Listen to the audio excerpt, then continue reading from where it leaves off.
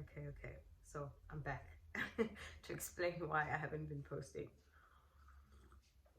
I'm drinking coffee today, no alcohol for a change. So coffee is like my favorite thing in the world. I have to drink coffee like multiple times a day. Anyway, guys, the reason I have not been posting recently is because I actually got very sick, and that is one of the main reasons I really think I decided to create this video, is because I see that a lot of people are struggling or suffering from the same issue, which is anxiety, mental health, stress. It's been hectic. So obviously there's different factors for different people, you know, that could be contributing to those issues. So I've been sick. I am feeling much better, honestly, but it got to a point where I'm trying to think where I can start actually from the beginning. Okay, so first things first, let's start with what has been stressing me and what has led me to actually getting sick. Okay, so I've decided this year, I think I mentioned it last year, that I was supposed to do my final year last year, but again, due to COVID, due to just the pressure and overwhelming situation of just working from home, basically homeschooling your kids, and my dad being sick, I just felt like I wasn't going to be able to give, and I saw how difficult it was for me to actually complete my second year last year. So I thought, if I register for third year, it's going to be really difficult, because I just barely made it, or it felt like I barely made it, and I wasn't even sure if I was actually going to pass or not, because it was just too much from being at home, homeschooling, studying, working, and dealing with other family issues as well. So I thought to myself, let me not do that to myself. Let me take a break, and then I'll do third year this year, 2021. So I've decided to go back to school. And with UNISA, normally there's 2 semesters. First semester you can take a maximum of 5 modules, second the same, maximum of 5. So now, due to COVID and the lockdown, they gave us an option, if you want to complete your final year this year, to do all 10 modules. So me being me, ambitious little me, I decided to take all 10 modules this year, because I just wanted to get done with school. Like, I'm just over school. I just feel like I'm done. I'm tired now of being a student. Worst part, this is my first qualification. But you know, when you're in the middle of it, it's just, I don't know if it's other contribute. School is not difficult. I don't want to lie. It's not like, oh, the subjects are so difficult, I can't do it. It's just all the other factors around it, you know, being, again, working, being a mom, being a wife, being a daughter, being this, trying to be a businesswoman. Like, everything contributes and makes it difficult to study, which makes me feel exhausted. So anyway, I decided to take all 10 modules this year to finish school. And then on top of that, and obviously all these 10 modules are not free, right? To complete my third year, it cost me almost 20,000 rand. That's another financial stress. And then my dad got sick. I think I mentioned it on the last video. My dad contracted COVID last year, and he's been sick a lot, in and out of the hospital. He's also got diabetes. So I think, I don't know for sure if COVID maybe compromised his immune system in some way, but he's been in and out of hospitals since last year, including this year as well. So within 5 months of 2021, my dad, I think he's been admitted to the hospital like 3 or 4 times. And it has actually gotten so serious to the point of him almost passing. Like, it has been bad. As the firstborn at home, this is a lot of stress for me, because I'm not at home. I can't be there with them to support them, you know, physically, emotionally. Um, so that puts a strain on me because I can't be there for them. And I could hear how sick my dad was, and I could hear that my mom was trying to do the best that she could. And obviously I have to assist as well at home financially. I think a lot of people call it black tax. I don't call it black tax.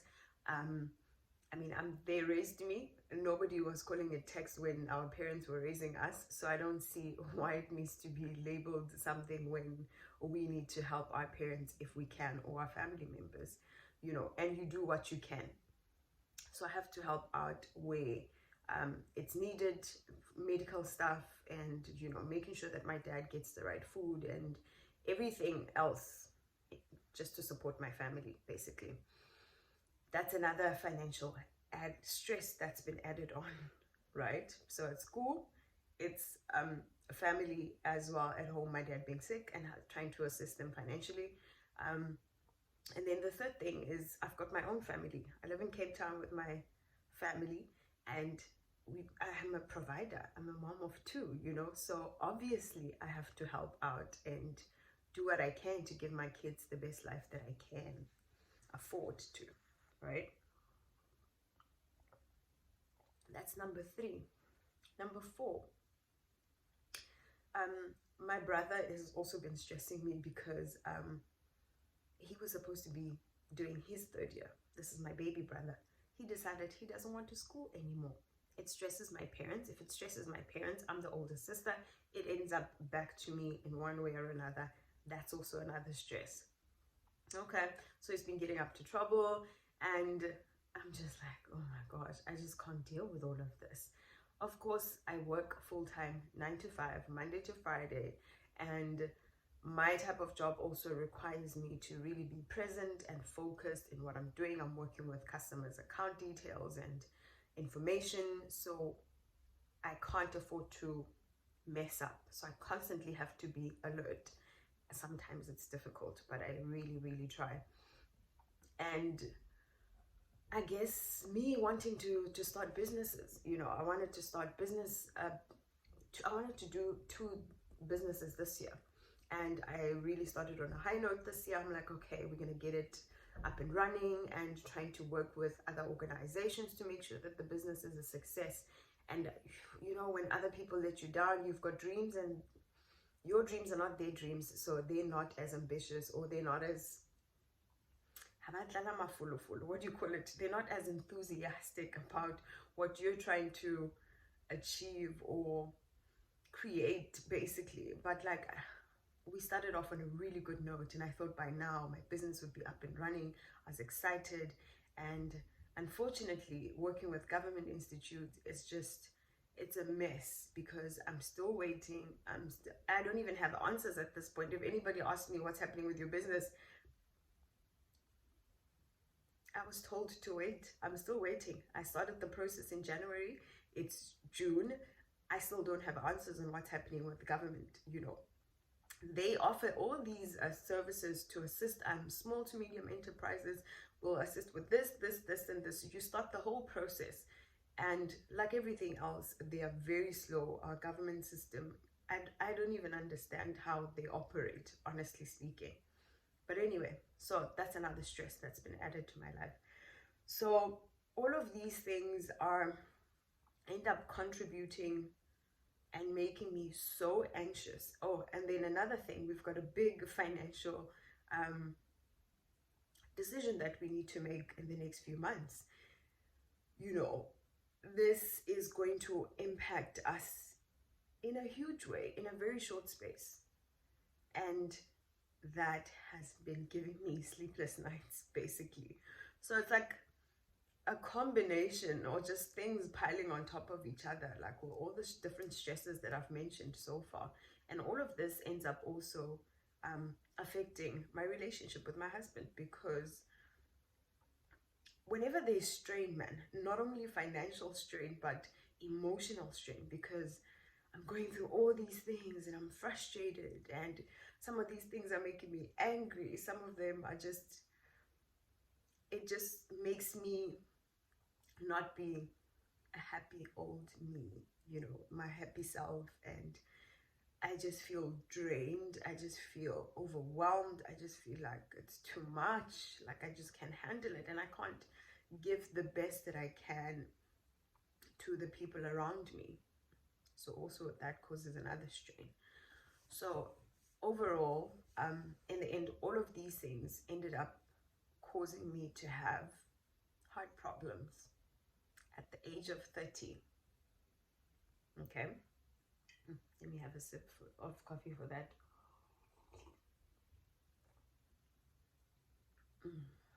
So, let me breathe. I think I'm reliving the whole thing again. But anyway, so I had a conversation with my mom. My mom is like my confidant, and I always talk to her when I have issues, when I've got stress, everything. When I'm happy, when I'm sad, when I'm angry, when I speak to her about everything. So I started feeling, my heart started beating very irregularly, and not in a matter of having, I wouldn't say it's a panic attack. It wasn't a panic attack. This came on gradually, where I started noticing that, okay, my heart is beating funny. It's doing funny things. I can feel it on my throat every now and then. This happens throughout the day. So I remember, I think it was a Saturday when I told my mom. And I said, Mom, you know what, the whole week, and with everything that's happening, with my dad being sick, with all the financial stresses, with all the workload, school, assignments, and obviously if I'm doing 10 modules, I've got assignments due almost every day. Sometimes there are 2 assignments due on the same day during the week. And the work of the final year's work is I didn't even think it would be so difficult. I didn't think it would be so much. So it's been so crazy, like really, really overwhelming, you know. So me trying to, after work, trying to catch up, and not really even catch up, trying to complete these assignments that I needed. I mean, how do you do 2 assignments in, how do you submit 2 assignments in one day? And I know you've got a few days sometimes to get your work together, complete your assignments, but the problem is that there's almost an assignment on each day. And there are days where after work I have to cook for my family. Some days I can't, and luckily my husband steps in, and that's one thing that I really appreciate about him, the fact that he can step in and cook for all of us when I am swamped with work, you know. Sometimes at work it gets busy, so there are days where I can't even finish work at 5 o'clock because it's intense. I have to finish around 6 o'clock because the emails were crazy or accounts were crazy, whatever the situation may be, which means that I end up starting my assignments much later than I would like to. And sometimes I just feel really bad. I'm like, guys, I'm a wife and I'm a mom. I don't even spend time with my kids. When was the last time I sat down and watched TV with them? When was the last time we actually sat down together and ate together? Because now what's been happening is that because they do on top of each other, I end up having to sit by the computer and eat while I'm trying to complete my assignment. So like 4 times of the week I'm doing that, and I'm not even sitting with my family, which makes me feel like crap, because I mean, it's you want to be there for your family. Anyway, so all of this, not once did I really cry about it. It was just feeling overwhelming. So hence I was talking to my mom about it. I would tell her, I'm so stressed, I'm so this, I'm so that. And I think all of that definitely got too much for my body to handle. So now I'm explaining to her, Mom, my heart is doing these things. And she's like, it's probably all the stress that you've been experiencing. Take it easy, maybe take a break from the books, and, you know, take the kids to the park or whatever. And in between, on the weekends, I've been trying to do that. I've been trying to spend as much time with my kids as I can. I'll take them to the mall, I'll take them wherever, ice cream, cake, we have our little dates, and, you know, do something fun. This is but for a really short time on a weekend. I have to come back almost immediately and sit down and do my assignments. Now, A week goes by, every day again, the same thing happens with my heart. Like this heart, I don't know what's happening, but now I'm starting to run out of breath. Like it would almost stop beating for a certain, it would feel like minutes, but I know it was only seconds. And I would have to almost find myself catching breath. And this is not even when I'm running, this is while I'm sitting and working at my desk, that this would be happening. So it's not even when I'm doing a fast activity that, you know, increases my heart rate or anything. It would just literally be me sitting at my desk and working, or me cooking, or me sleeping. Yes, that would actually happen a lot as well. While I was sleeping at night, before I fall asleep, I could feel my heart. Again, maybe I'm thinking too much, and that's what's causing my heart to beat irregular. So I decided to go to the doctor on a Saturday because I was sick. I was getting more and more out of breath. So on Saturday, I go to the not to the emergency room, to a GP. I get there and I'm like, listen, yeah, this has been happening. I'm not sure what it is. I know it's not normal. It's not something that's happened to me before. And my heart is just not beating regularly. So he says, okay, let me check what's happening. He does the whole breathe in, breathe out. And he's like, nah, something's not right. And he's like, relax. I'm like, I am relaxed. You know, like this would happen like randomly. Like that's what I'm saying. I wasn't even doing activities that would make my heart beat race. He's like, okay, let's do this again. He tries again. He listens and he's like, no, there's an issue there. He takes out a little thing that he puts on my finger. I think it measures the impulse reader or something like that. And the impulse is going up and down, crazy, all over the place. And he's like, there's something wrong. I think you need to go to the emergency room. I'm like, hey, doctor, I'm fine. Like, I'm not saying I'm dying. I wasn't in any physical pain. Just give me something to drink, basically. Like, what could be so bad? And he's like, I'm not even going to charge you for this consultation. You need to go to the emergency room right now. Okay. So before I leave, the nurse decides to do some tests. I forgot what the test is called. ECG, an ECG test. And the ECG test is literally going up, going down, and it stops for some time, and then it does again, and then it stops again. And the nurse is like, and it's not just our machine, because I think she had to do it like twice. And she's like, no, something's wrong. Definitely go to the hospital, give them this, and tell them what the doctor says. Now I'm starting to panic because at that time I'm with my daughters. Because again, it was a Saturday. We even had plans to go shopping after that. So I thought, let me start by the doctor and then we'll do this.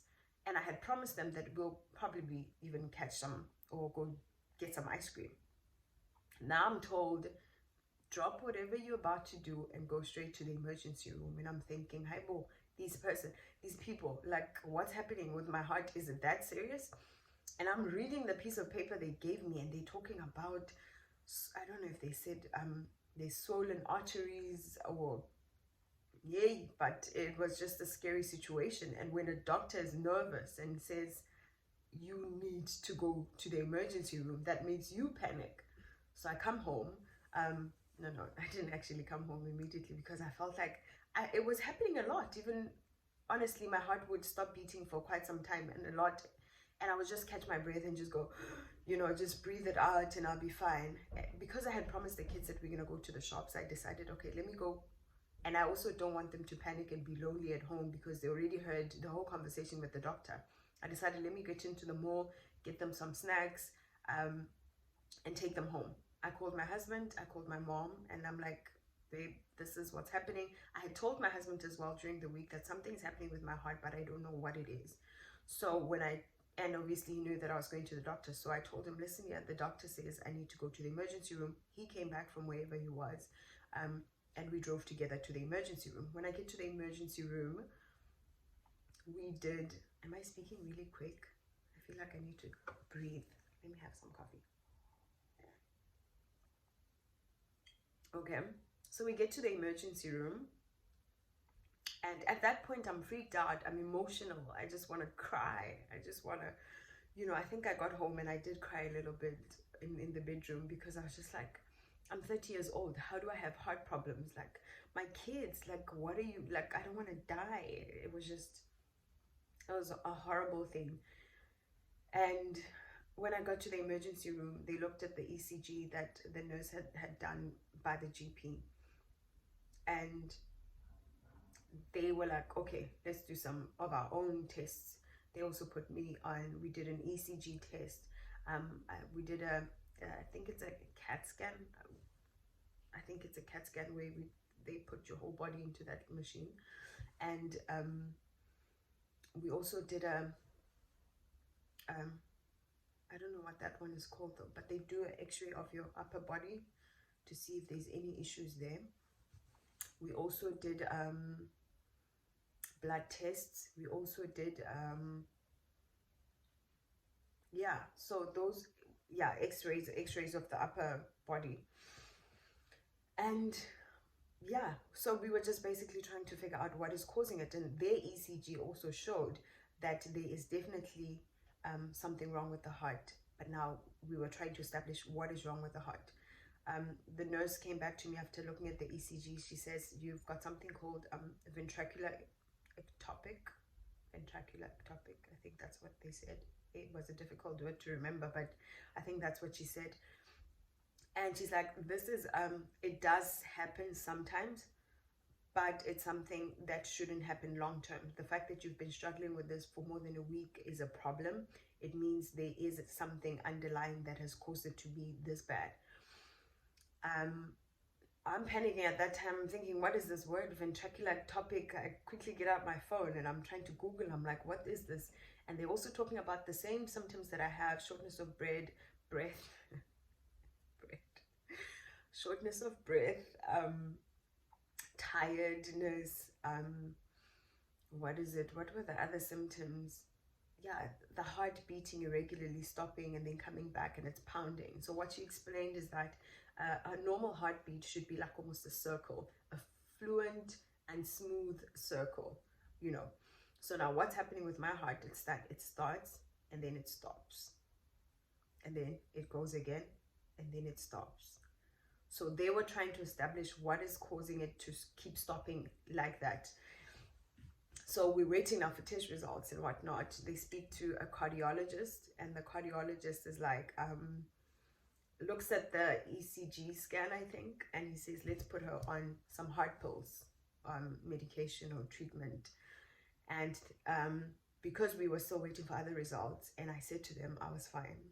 I had been having the same issue, I mean, the whole week. I'm still alive.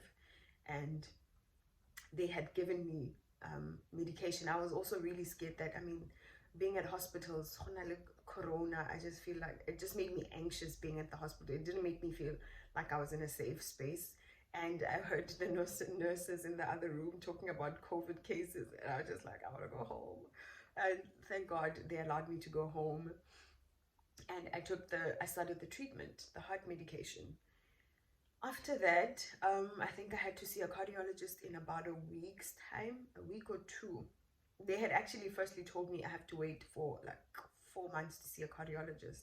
But because of the emergency room, they said it was an emergency and they only gave me treatment for 2 weeks, to last me 2 weeks. I had to see a cardiologist before then. So luckily they understood and they made time. So within a week, I was able to get the appointment and I went to see a cardiologist. We did a lot of intense tests, all sorts of tests that I've never done before, like a whole body check. I was exercising on the treadmill.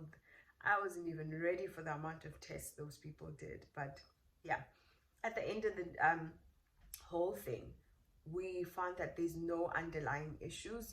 So there's no it wasn't my weight, because I thought, okay, maybe it's just because I'm overweight, and it wasn't my weight that was contributing. It wasn't any other issues inside that they could see that was causing my heart to do that. So the doctor was just like, it probably is just stress and anxiety. And I'm thinking, you want to tell me stress is going to kill me? And it's like, yeah, it's just, it seems that there's nothing. We've checked everything, and they literally checked everything, and everything came back in good standards. I didn't even know I was that healthy.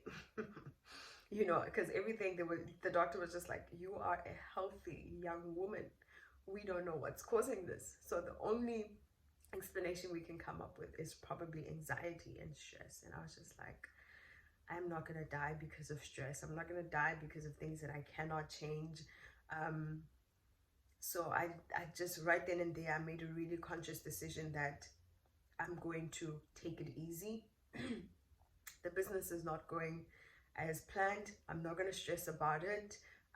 Even if it means that in this whole year, the only thing I complete is my qualification, or if it means that the only thing I get out of this year is just being alive, I'll be okay with that, you know. And yeah, that just put a different perspective, changed my perspective on life and how I need to take care of myself, how I just need to take it really easy and just be present, live in the moment, and how quick life and things could change. I mean, it was a really, really scary situation for me. And I think I just wanted to tell people that take it easy, you know. Yes, things will always be there that you want to control, that you want to navigate through, things that you want to achieve. But don't let it consume you. Don't let it be to the point where it's going to kill you. You only get one life. There's only one you.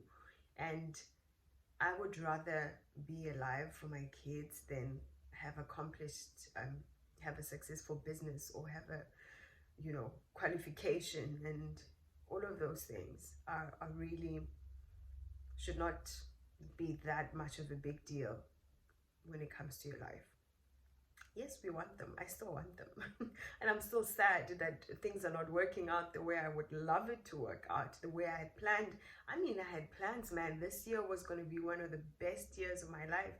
And nope, I don't have control. Worst part, it's things that I can't even control. You know, that's the sad part. So stressing about it is not going to change some of these things. So just surround yourself with supportive friends and family. Take it easy, guys. Stress is something that is serious. Anxiety is something that is very serious. And even after that, actually, another thing that really got me back to, or one of the steps that I had to take to really nurse myself back to health, was having to see a therapist. After that, yeah, the cardiologist decided, I think you need to speak to somebody because you're not mentally healthy, emotionally healthy and whatnot. So I decided I'm not a big fan. I don't know if it's just because I'm a Black person and I just don't believe in therapy, and I never have really. But I don't know, I've always felt like I could manipulate them, like whatever they say. And it started when I was actually quite young. It started when my parents were separated and they were, yeah, going through a divorce, and I had to go see a psychologist at the time. I think I was in my teens. And I remember just thinking, I know this is not going to work. It's not going to bring my family back together. This is just a waste of time. I don't want to talk to this person. I don't even know them. They don't even know me. So I remember them asking me to draw a picture of what I was feeling. And I was just drawing happy families, the sunshine. And she was like, is this how you're feeling? Why are you drawing happy thoughts? And is this why? And I'm like, it's because I'm happy, you know, because I might have thought it was a good idea at the time to do that, but I was playing myself, basically. Because she probably knew that she is just doing her own things here, and it didn't work. I felt like it didn't work, so I think I even stopped going. But anyway, this time around, I felt like if this anxiety or stress is so serious, I have to definitely see somebody to help me deal with it. And I did make an appointment. Our company offers the Discovery Health Wellness Health Employee something. and I decided to go on that, and I did a little evaluation thingy, and they were like, I need immediate attention. And within the next day, they called me and they were like, we're getting you some help. And they called me, and I was able to make my appointment, and yeah, it helped. It helped because when I came back, and I think the first thing I said to the therapist when I saw her is like, you know, I know whatever you're gonna say is not gonna make my problems go away. It's not gonna really help. But I just feel like maybe at this point I need somebody to talk to. I do speak to my mom, but she's not equipped to give me certain solutions and whatnot. So we just sat and we drove to the beach. I met her by the beach, and we sat by the beach and we talked, and she was a Xhosa lady. And we just, I think for like 2 hours, we had conversations and we spoke, and she was like my mom, because she's my mom's age. So I was just like talking to my mom, and she was just advising me on what I need to do. Basically, take it easy, take care of yourself. Don't be too hard on yourself. Take it one step at a time. Just because you're 30, the world is not coming to an end. Just because you're 30 and you haven't accomplished or achieved certain things, doesn't mean that you are a failure. Doesn't mean that you're not going to accomplish those things. So really take it easy. And yeah, and she even said, like, you can't try to resolve all the issues. You can't try to help everybody. You can't, even if it's family members, yes, you want to be there and support them, but you won't always be able to do that, you know. And it's okay. It doesn't mean you're a bad person. It doesn't mean that you're not a good daughter. It doesn't mean you're not a good wife. It doesn't mean you're not a good mother. Take time for yourself. And I think that's why I wanted to create this video, to say, guys, I think we put so much on our shoulders, and that shouldn't always be the case. We must be kind to ourselves. We must love ourselves and just be patient with ourselves. We will achieve the things. If you set your mind to it, if you're hardworking, you will achieve the things that you want to achieve. But be gentle with yourself. It's okay. Forgive yourself if you get it wrong. Get up and try again. It's okay. There's no time frame. There's no time limit. We only have one life, and you want to also really enjoy and be present, you know, while living. Be a good mom. Be a good wife. Try to be the best human being that you can. Be kind. Be loving. And be kind to others as well. You never know what others are going through, you know. So offer them support when you can. And I remember, as I was going through this whole process, I posted a picture and I said I was so sick and whatnot. And somebody commented and said, but you look too beautiful to be sick. And I was like, you see, but that's the problem. And I think I had said, honestly, I had said this to myself as I was posting the picture. I'm like, nobody's going to believe that I'm sick, you know. Nobody's going to believe that I'm actually on heart medication, because we put out these pictures that where you're smiling and people think your life is perfect or life is going good, but it's actually not. So it's always very important to be cautious, to listen. Sometimes our friends and families send out subtle messages that they're not okay, and you know, they need help and whatnot. So we need to be on the lookout for that and listen to that and do what we can to assist them. Okay guys, so I'm done talking. I'm done rambling. My coffee is cold now. Anyway, I hope this video helps somebody. I hope it, you know, yeah, it just brings a little bit of light. It just gives you insight onto other people's lives. People might seem like they've got it together, but they don't. I don't. I think maybe people who don't know me on social media might think I do, but friends and family know that I don't. I'm a mess. I'm a mess, you know, but I'm a work in progress, and I'm okay with that. And yeah, I'm happy. I've gotten to a place where I'm happy, and I just try not to stress about certain things as much, and it's okay. It's okay. watching. Please don't forget to like, share, subscribe, and turn on the notification bell so that you get notified every single time I upload a new video. I can't believe how long this video is. It's unnecessary, but I'm back. I'm back. No pressure, guys. Like I said, some of these issues that I'm dealing with, I might be happy now, but they haven't disappeared. Ne? So I'm still schooling, I'm still working, I'm still a mom and a wife. So I'm gonna post when I can. No pressure. Bye, guys.